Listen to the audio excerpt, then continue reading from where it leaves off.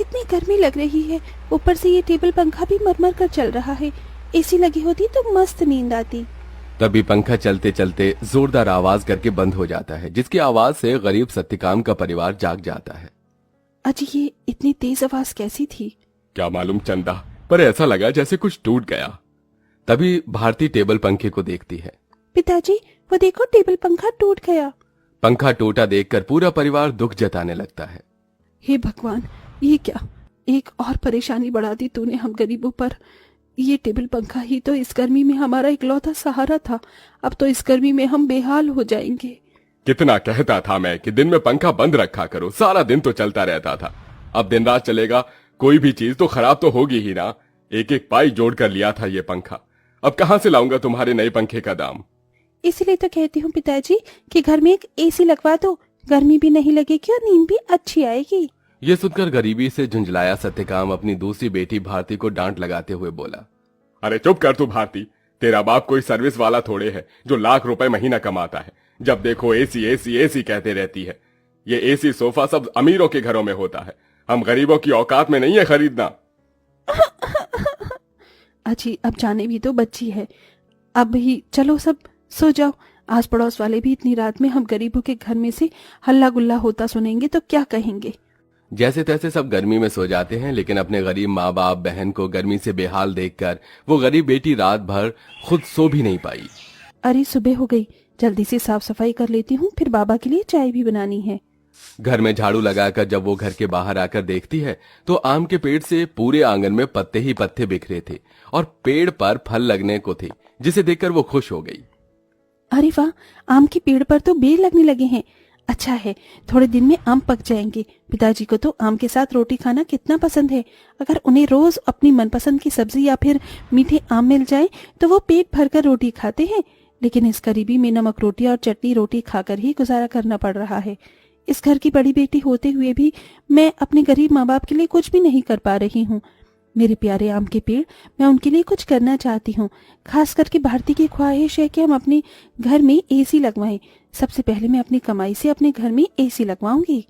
गीतू रोज ही अपने आंगन में लगे उस आम के पेड़ से अपना सुख दुख बांटती थी। वो पेड़ जैसे उसके परिवार का हिस्सा बन चुका था, क्योंकि गीतू ने 5 साल की उम्र में आम की गुठली बोई थी और हर दिन उसमें खाद पानी डालती, जिससे आज पेड़ इतना विशाल और फलदार था। पेड़ के नीचे हर कुछ दिनों में घास उगाती, जिसे गीतू जुगाड़ लगाकर कभी घास की चटाई तो कभी कालीन बुना करती थी। गीतू, मैं और तेरे पिताजी जमींदार के खेत पर जा रहे हैं काम करने। माँ, आप और पिताजी अपनी खेती खुद क्यों नहीं उगाते? वो जमींदार तो यही चाहता है कि हम गरीब लोग सारी जिंदगी उसकी गुलामी करें। तभी तो धूप में वो आपसे गधों की तरह काम करवाता है और सिर्फ 100 रुपए ही देता है पूरे दिन के। पिताजी, आप ही तो कहते हैं ना कि हम गरीब किसान मिट्टी से सोना उगाते हैं। हाँ बेटिया, लेकिन एक गरीब के लिए 2 रोटी कमाना रोज की कठिन चुनौती होती है, जिसे पार करना पड़ता है। सत्यकाम और चंदा चिलचिलाती कड़ी धूप और गर्मी में खेत पर आते हैं, जहां जमींदार ठाठ से कुर्सी पर बैठा था और नौकर छतरी लिए खड़ा था। ओहो, बाप रे बाप, कितनी गर्मी है, आग बरस रही है। इतनी गर्मी में तो एसी की ठंडी हवा छोड़ने का मन ही नहीं करता। राम राम मालिक। अरे भाड़ में गया तेरा राम राम, यहाँ गर्मी से मेरा कचूमर निकला जा रहा है। कहाँ मर रहा था? हाँ, अब तक कहाँ मर रहा था? चलो दोनों मियाँ बीबी खेत जोतने में लग जाओ, उठाओ हल। जी मालिक। बेचारे दोनों कड़ी धूप में उतनी बड़ी जमीन में हल जोतते हैं, उनके माथे से टप टप पसीना बहता जाता है। अजी शाम हो गई, आज तो मालिक दिहाड़ी देने के डर से आए ही नहीं। उनकी हवेली चलकर मांग लेते हैं। पंखा ठीक भी तो कराना है, वरना गर्मी में गुजारा नहीं होगा। दोनों जमींदार के घर आते हैं, जहां जमींदार पांव पसारे एसी की चिल्ड ठंडी ठंडी हवा खा रहा था। ओहो, क्या मजा आ रहा है। हा, एसी में भैया मजा बहुत है। अरे सत्यकाम, तू यहाँ? जी मालिक, पैसे दे दीजिए। ये पकड़ 200 और चल दफा हो जा। इसी तरह दिन गुजरते हैं। दोनों मियाँ बीवी जो भी कमा कर लाते अपनी गरीब बेटी के हाथों में रख देते, जिससे बहुत ही समझदारी से गीतू घर चलाती और उसमें से कुछ बचा भी लेती। 100, 200, 300, 350, 400, 410, 420, 30, कुल मिलाकर मेरे पास अभी तक ये 700-800 रुपए ही इकट्ठे हुए हैं। इतने में एसी कहाँ से आएगी? अगर मैं किश्त बंधवा कर भी एसी ले आऊं तो फिर मैं कैसे किश्त भरूंगी? तभी भारती अपनी गरीब बहन गीतू को परेशान देखकर बोली। दीदी, आजकल तो कबाड़ी वालों के पास भी अच्छी अच्छी चीज मिल जाती है। अमीर लोग तो नया खरीद लाते हैं और महंगी चीज भी बेच देते हैं। हाँ, ये ठीक रहेगा। मैं कबाड़ी में से कोई एसी उठा लाती हूँ। गीतू एसी खरीदने कबाड़ी की दुकान पर चली आई। भैया जी, मुझे कोई सस्ती एसी दिखाइए। गरीब लड़की लगती है, एक काम करता हूँ, ये खटारा वाली एसी थमा देता। इसे क्या पता इसमें क्या डिफॉल्ट है। ये लो बहन जी, ये एकदम बढ़िया एसी है। ये चलती तो है ना? चलती नहीं, दौड़ती है। एकदम धूम मचा देगी ठंडी हवा की। 1000 रुपए की लगेगी। अब जल्दी से ले लो। लेकिन मेरे पास बस 800 ही है। चलेगा चलेगा, दे दो। गीतू खुशी से वो एसी घर लाकर सबको चलाकर दिखाती है। माँ, पिताजी देखो, आपकी गरीब बेटी एसी खरीद कर लाई है 800 में। अब हमें गर्मी में नहीं सोना पड़ेगा। मगर ये चल क्यों नहीं रही?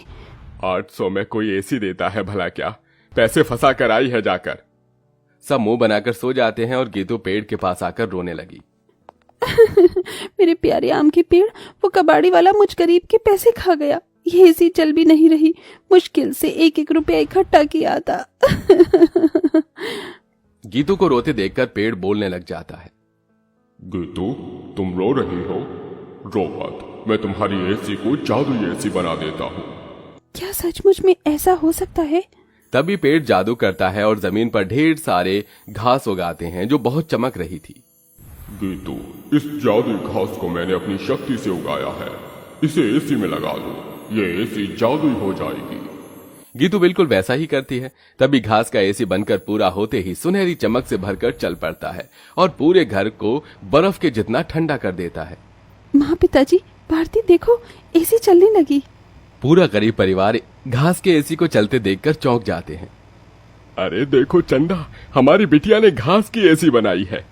हाँ जी, लेकिन ये घास की एसी कैसे चल रही है? ये एसी कूलर तो बिजली से चलते हैं। तभी जादुई घास एसी के आंख कान मुंह बन जाता है। एसी इठलाकर बोला, क्योंकि मैं जादुई घास का एसी जो हूँ।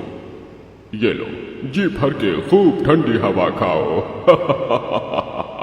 अरे वाह दीदी, क्या धांसू एसी बनाई है। हम गरीबों जैसे घास की एसी है। एसी तो बड़े बड़े अमीरों के घर में भी नहीं होगी।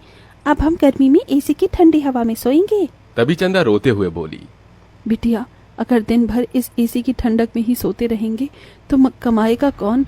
बगैर खून पसीना बहाए पैसे थोड़ी मिलता है। ये कहते हुए चंदा रोने लगती है। तभी जादुई घास एसी में से ठंडी हवा के साथ नोट बरसने लगते हैं। लूट लो, लूट लो, जितने चाहिए लूट लो। देख क्या रही हो? अरे रामा, ये जादुई घास की एसी तो लक्ष्मी मैया का रूप है। चंदा देख, कैसे करारे करारे नोट दे रहा है ये एसी। क्योंकि मैं कोई मामूली एसी नहीं बल्कि जादुई घास का एसी हूँ। मैं तुम्हें हीरे जवाहरात सोना चांदी सब दे सकता हूँ। एसी के इस कथन को सुनकर गीतू ने उसे आजमाया।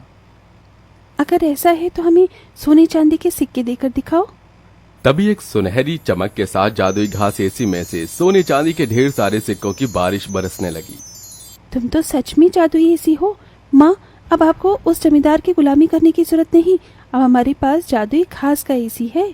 दोनों मियाँ बीबी खुशी से फूट फूट कर रोए। चंदा देखो, अब हमें और दुख नहीं काटना पड़ेगा। न किसी की ये गालियां खाकर गुलामी करनी होगी। ये जादुई घास की एसी हमें बंधुआई से छुटकारा दिलाने आई है हमारे घर। जाओ सत्यकाम, इन सिक्कों से कर्ज चुका दो। सत्यकाम ने जादुई घास एसी से मिले सिक्कों को बेचकर सबका कर्जा भर दिया और उसने पंखा, कूलर, एसी की अपनी दुकान खोली, जिससे गरीब भी कम दाम पर एसी खरीद सके। उस गरीब बेटी के बनाई जादुई घास